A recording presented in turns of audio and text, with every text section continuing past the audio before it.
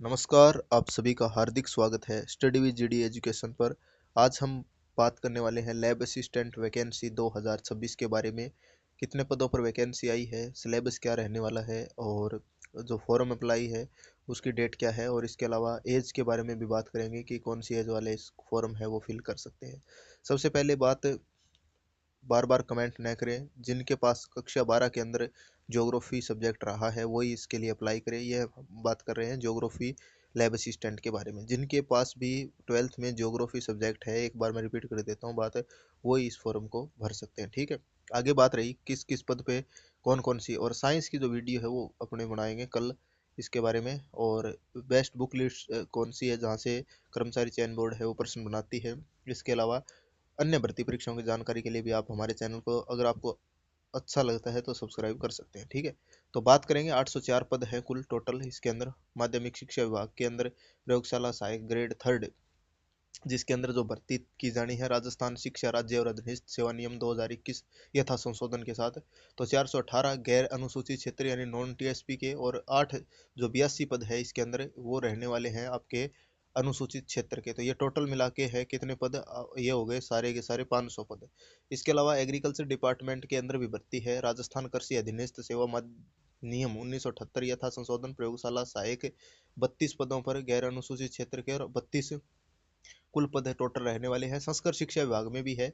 विद्यालय शाखा के अंदर प्रयोगशाला सहायक की 16 पद है नॉन टीएसपी के, और एक है टीएसपी एरिया 17। और राज्य विधि विज्ञान प्रयोगशाला के अंदर राजस्थान फोरेंसिक विज्ञान अधिनियम सेवा नियम के तहत प्रयोगशाला सहायक फोटो के अलावा 31, और इसके अलावा नॉन टीएसपी में 31 पद हैं, और टीएसपी एरिया में इसके पद नहीं है। प्रयोगशाला सहायक फोटो कनिष्ठ प्रयोगशाला सहायक जूनियर जो लैब असिस्टेंट है उसके 2 पद हैं।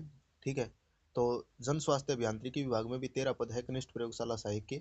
और इसके अलावा कॉलेज शिक्षा विभाग में अगर कॉलेज के अंडर है तो आपके 117 पदों पर यह वैकेंसी है। तो आपको जिनके पास भी 12th 19 पद हैं इसके अंदर टोटल। ठीक है, अब आगे बात करें 117 19 नॉन आपके टीएसपी एरिया के 136 पद टोटल हो गए। ठीक है, अब इसके बाद में बात करें कि अब आपको यानी कि 12th के अंदर आयुक्तालय कॉलेज शिक्षा विभाग की और माध्यमिक शिक्षा विभाग के में संस्कृत शिक्षा विभाग की है, तो इसके अंदर जो 12th में ज्योग्राफी है वो इसके अंदर फॉर्म है वो भर सकते हैं। इसके अलावा इसकी जो योग्यता है उसके बारे में आगे चर्चा करेंगे इसके अंदर। जैसे कि विशेष नोट के अंदर आप देखिए दिया गया है कि आवेदक चयन के बाद किस विभाग में या जिस पद पर पदस्थापन चाहते हैं उन विभाग पदों की प्राथमिकताओं हेतु आवेदन पत्र में निर्धारित कॉलम में अवश्य भरें। यानी आवेदन चयन के बाद कौन से यानी आप प्रमोशन किस में चाहते हो, तो जैसे प्रयोगशाला सहायक ग्रेड थर्ड है, माध्यमिक शिक्षा विभाग है आपके स्कूल के अंदर होता है वो थर्ड ग्रेड।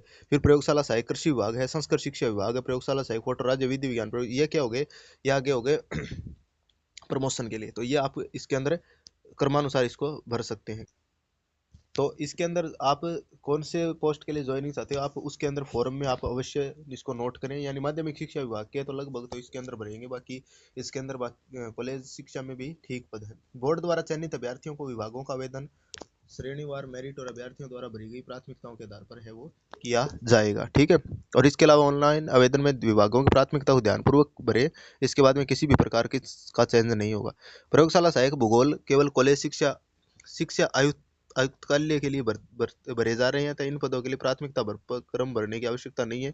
इन पदों के लिए अभ्यर्थियों को ऑनलाइन आवेदन पत्र भी अलग से ही भरना होगा कॉलेज शिक्षा के अंदर।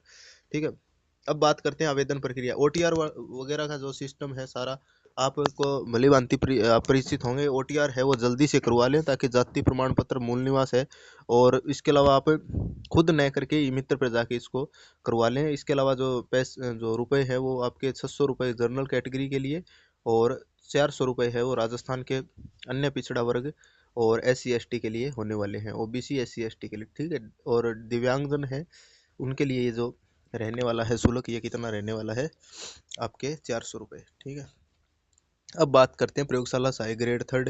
ये जो आपके हॉरिजॉन्टल इसकी PDF है आपको टेलीग्राम पे मिल जाएगी, इसको आप देख सकते हो जिले वाइज अलग अलग जिलों के हिसाब से इसकी दी गई है, तो आप उसके अंदर जाके देख सकते हैं। ठीक है, अब यहाँ पे बताएंगे थोड़ा टाइम लग जाएगा। बात करते हैं पात्रता और शैक्षणिक योग्यता यानी एजुकेशन क्वालिफिकेशन के बारे में बात करते हैं।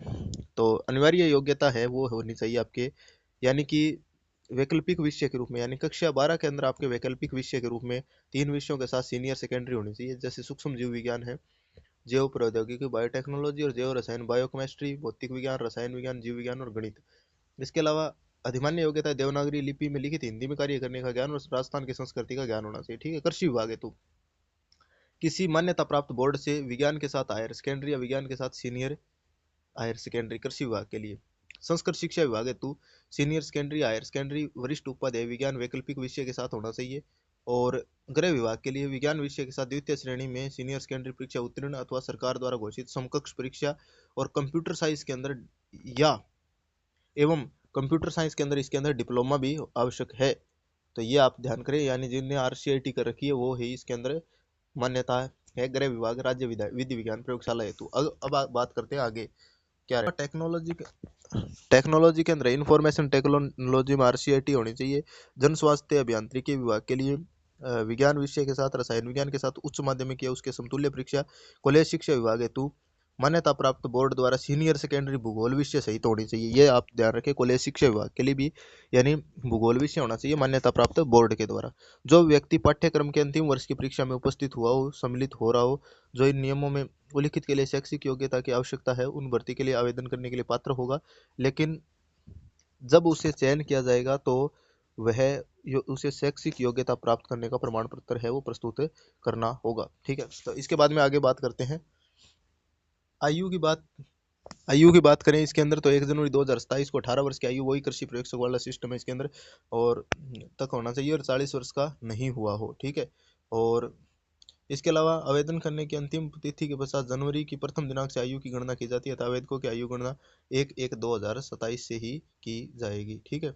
इसके अलावा स्पष्टीकरण है, पूर्व में प्रयोगशाला कनिष्ठ प्रयोगशाला संयुक्त सीधी भर्ती 2022 में आयु की गणना 1/1/2023 को दी गई थी। इसके बाद भर्ती नहीं होने के कारण समस्त आवेदकों को 3 वर्ष की अतिरिक्त छूट भी दी होगी।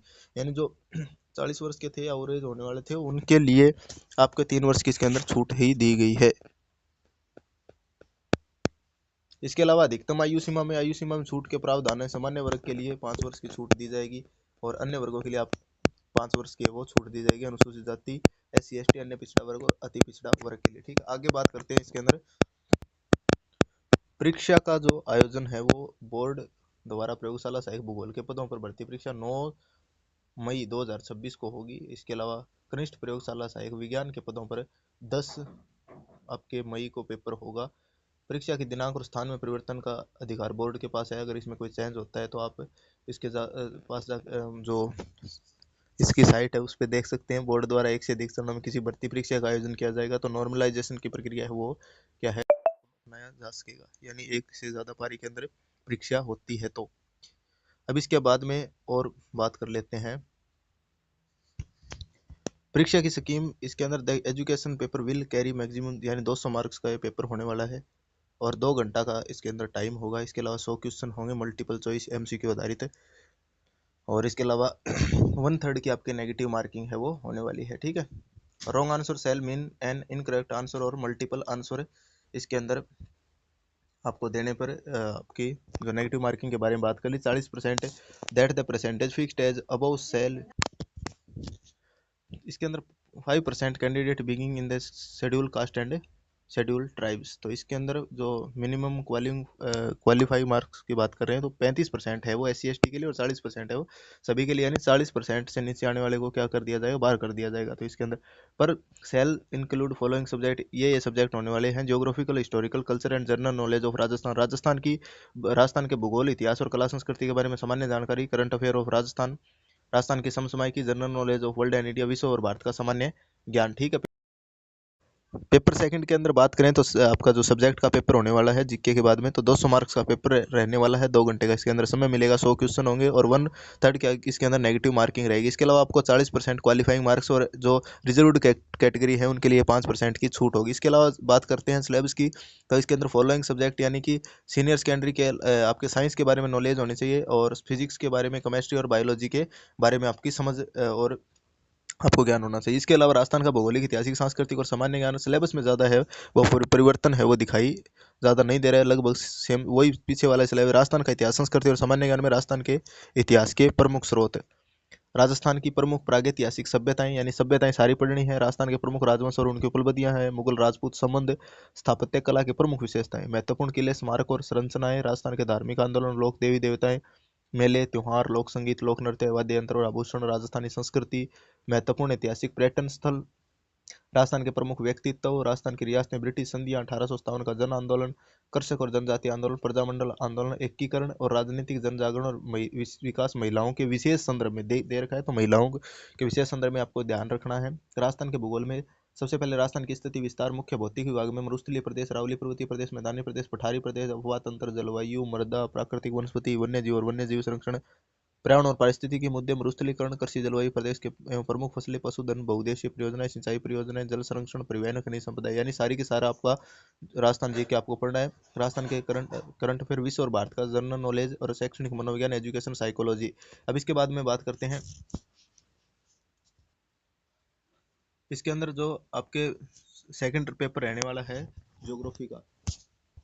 तो बात करते हैं पेपर सेकंड की ज्योग्राफी की। तो भूगोल एक समकालीन विषय के रूप में भूगोल की शाखाएं, भौतिक भूगोल का महत्व, पृथ्वी की उत्पत्ति और विकास, पृथ्वी की आंतरिक संरचना, महासागर और महाद्वीपों का वितरण, शैल प्रकार और विशेषताएं, भूआकृतिक प्रक्रिया, स्थल रूप और उनका विकास, वायुमंडल संगठन और संरचना, सूर्य ताप, ऊष्मा संतुलन, तापमान वितरण, वायु दाब और वायुमंडलीय परिसंचरण, वायुमंडल में जल वाष्पीकरण, संघनन, वर्षण प्रकार और वितरण, विश्व की जलवायु, जलवायु वर्गीकरण, कोपेन हरित गृह प्रभाव, भूमंडलीय उष्मन और जलवायु परिवर्तन, जलीय चक्र और अंत समुद्री उच्चावच, तापमान और लवणता का वितरण, महासागरीय तरंगे, ज्वार भाटा और धाराएं, जैवमंडल, पारिस्थितिक तंत्र और बायोम, जैव भू रासायनिक चक्र, जल, कार्बन, ऑक्सीजन, नाइट्रोजन, अन्य खनिज चक्र, पारिस्थितिक संतुलन, जैव विविधता और संरक्षण, भारत स्थिति, आकार और पड़ोसी देश। इंडियन ज्योग्राफी के अंदर भूआकृति खंड है, जल जल संबर, जल संकल्पना है, हिमालय और प्रायद्वीपीय भारत के अपवाद तंत्र, मानसून, जलवायु प्रभावित करने वाले कारक, क्रिया विधि, प्रारंभ, विच्छेद, निवर्तन, ऋतु, लय, वर्षा, वितरण, परिवर्तिता, जलवायु प्रकार, कोपेन, मानसून और भारत का आर्थिक जीवन, वन प्रकार और वितरण, मृदा वर्गीकरण, ICAR, वितरण, अवकृषण और संरक्षण, आपदाएं, अर्थ वर्गीकरण, भारत में प्राकृतिक आपदाएं, आपदा प्रबंधन, मानचित्र प्रकार, मापनी प्रकार, साधारण रेखीय मापनी, दूरी मापनी, दिशा निर्धारण और सांकेतिक चिन्हों का प्रयोग, अक्षांश और देशांतर, अर्थ और समय निर्धारण। इसके अलावा मानचित्र प्रक्षेप प्रकार, निर्माण और विशेषताएं, एक प्रमाणिक अक्षांश, शंक्वाकार और समक्षेत्र बेलनाकार प्रक्षेप, स्थलाकृतिक मानचित्रों का अध्ययन 1:50,000 या 2 लाख 1,20,000 पैमाने पर भारतीय सर्वेक्षण विभाग द्वारा प्रकाशित मानचित्र, समुच्चय रेखा, अनुप्रस्थ काट और स्थलाकृतियों की पहचान, ढाल, पहाड़ी, घाटी, जलप्रपात और भूगर्भू अधिवास, वितरण, वायु फोटोग्राफ इसके अलावा और के प्रकार और ज्यामिति, ऊर्ध्वाधर वायु फोटो चित्र, उपग्रह बिंब, सुदूर संवेदन, आंकड़ों के अर्जन की अवस्था, प्लेटफॉर्म संवेदक और सुदूर संवेदक आंकड़े, फोटोग्राफी को डिजिटल उपग्रह बिंबों से भौतिक और सांस्कृतिक लक्षणों की पहचान, मौसम उपकरणों का उपयोग, तापमापी, आर्द्र और शुष्क बल्ब तापमापी, वायु दिशा सूचक यंत्र, वर्षा मापक यंत्र, मौसम चार्ट्स का प्रयोग, वायु दाब, हवा और वर्षा का वितरण। ठीक है। और इसके अलावा मानव भूगोल है ह्यूमन ज्योग्राफी के अंदर। मानव भूगोल परिभाषा, प्रकृति, विशेष क्षेत्रों में, तो विश्व की जनजाति, एस्किमो, बुशमैन, गोंड, भील जनजातियों को वितरण, आर्थिक सांस्कृतिक विशेषताएं, जनसंख्या वितरण, गंतव्य को प्रभावित करने वाले कारक, जनसंख्या वृद्धि, कारण, समस्या समाधान, जनसंख्या संक्रमण सिद्धांत, जनसंख्या संरचना, आयु वर्ग, लिंगानुपात, ग्रामीण नगरीय, प्रवास संकल्पना, प्रकार, पक्ष और समस्याएं, मानव विकास संकल्पना, आदिवास, ग्रामीण और नगरीय अधिवासियों के प्रकार, प्रतिरूप और समस्या, नगर, कच्ची बस्ती, समस्याएं और समाधान, प्राथमिक व्यवसाय, परिचय, कृषि, खनन, अखेट, पशुपालन, मत्स्य, आदिम संग्रहण, द्वितीयक व्यवसाय, उद्योगों के कारण, औद्योगिक अवस्थिति के कारक, कृषि आधारित उद्योग और विनिर्माण उद्योग, यानी उद्योग आपको सारे के सारे पढ़ने। तृतीयक व्यवसाय, चतुर्थ व्यवसाय और पंचम व्यवसाय, भूतल परिवहन, प्रमुख अंतर्राष्ट्रीय सड़कें और रेल मार्ग, जल परिवहन, प्रमुख आंतकार और महासागरीय जल मार्ग, बंदरगाह, सुएज और पनामा नहरें, जल मार्ग, वायु परिवहन, विश्व के प्रमुख वायु मार्ग और हवाई अड्डे, अंतर्राष्ट्रीय व्यापार और भारत की भूमिका, आधुनिक जनसंचार के उपकरण, उपग्रह, इंटरनेट, मोबाइल आदि, पर्यावरणीय समस्या, प्रदूषण, अम्ल वर्षा, हरितगृह प्रभाव, ओजोन परत में चरण,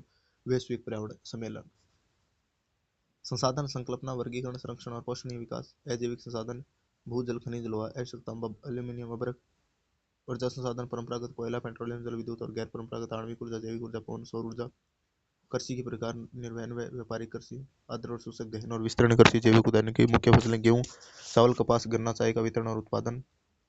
भारत में औद्योगिक विकास, प्रमुख उद्योग, लोहा इस्पात, एल्यूमिनियम, सीमेंट, सूती वस्त्र, चीनी, इंजीनियरिंग उद्योग, क्षेत्रीय नियोजन, प्रादेशिक संतुलन, मरु विकास कार्यक्रम, जनजाति विकास कार्यक्रम, विकास व नियोजन, गरीबी उन्मूलन व रोजगार कार्यक्रम, मनरेगा, भूमिका व प्रभाव, पोषणीय विकास, परंपरागत और आधुनिक दृष्टिकोण, ग्रामीण विकास, डेयरी और कुटीर उद्योग, प्रमुख उद्योग, सूती वस्त्र, सीमेंट, खनिज, संगमरमर, तांबा, जस्ता, चांदी, टंगस्टन, जिप्सम और पेट्रोलियम, प्रमुख सिंचाई परियोजनाएं, चंबल इंदिरा गांधी माई परियोजना, मानचित्र अर्थ महत्व, वर्गीकरण और मानचित्र, थीमेटिक विषयक मानचित्र, बिंदु, वर्णमात्री और समरेखा मानचित्र, आंकड़ों का निरूपण, आरेखों की रचना, दंड आरेख, चक्र आरेख, प्रवाह आरेख, भौगोलिक सूचना तंत्र परिचय और अनुप्रयोग।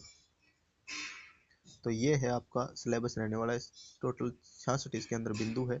और इसके अलावा आप कोई नोटिफिकेशन है वो हमारे टेलीग्राम चैनल पर मिल जाएगा। तो आगे जो इसके अलावा ज्योग्राफी की बेस्ट बुक लिस्ट और एग्जाम पैटर्न किस प्रकार से रहेगा, तो सचिन शर्मा सर के बारे में हमने बताया था। इसके अलावा बुक लिस्ट की वीडियो है वो अपने channel study with GD education पर आपको मिल जाएगी। और आप उन बुक्स के साथ साथ उन क्लासेस को भी देखें, आपको बहुत बेनिफिट होने वाला है। इसके अलावा सीटेट का जो पीछे पेपर हुआ और 3rd ग्रेड का पेपर हुआ, इसके अंदर कई प्रश्न हैं उनके से पूछे गए हूबहू, तो डायरेक्ट तो अच्छा पढ़ाते हैं। कॉन्सेप्ट क्लियरिटी के लिए आप उनको देख सकते हैं। और उनके जो चैनल की लिंक है वो डिस्क्रिप्शन में आपको मिल जाएगी, ठीक है। तो ज्योग्राफी के लिए आप उनसे पढ़ सकते हैं। साइंस के लिए भी हम बताएंगे कौन सा आपके लिए मैटर है वो बेस्ट होने वाला है। राजस्थान ज्योग्राफी, एजुकेशन साइकोलॉजी की तैयारी है वो आप किस प्रकार से कर सकते हैं। चलिए मिलते हैं नेक्स्ट वीडियो में, तब तक के लिए थैंक यू सो मच। धन्यवाद। तैयारी के जुटे रहे और अपने सपनों को साकार करें। धन्यवाद।